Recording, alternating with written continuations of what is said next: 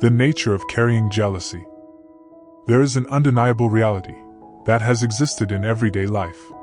It is the sabotage of someone else's work that you either cannot do yourself, or you also like to do it but your ability to develop it is not as good as others.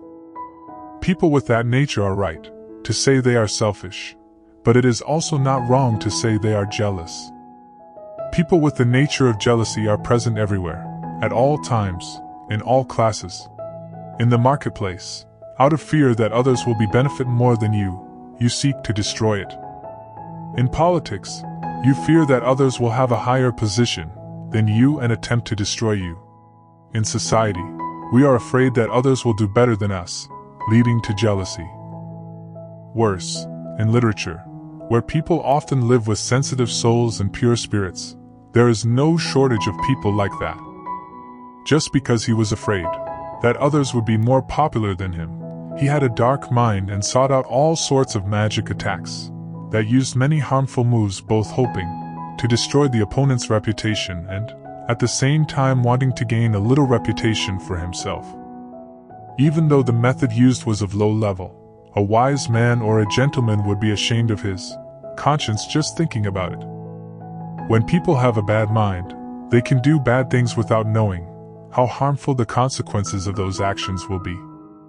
Not only can they defame their contemporaries, but they also distort the truth that has existed since ancient times, using short-sighted thinking to go against the mainstream literary and historical trends that their ancestors have taught for many generations.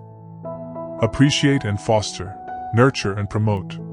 This means that they openly attacked the beneficial works that their ancestors had worked hard to build and left to their children and grandchildren.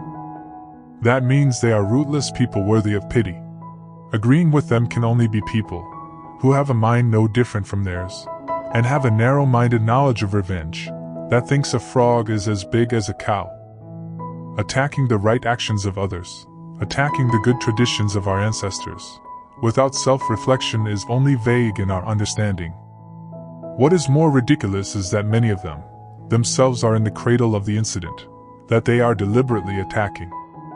Conscientious people do not speak out against it, not because they cannot see their dark deeds.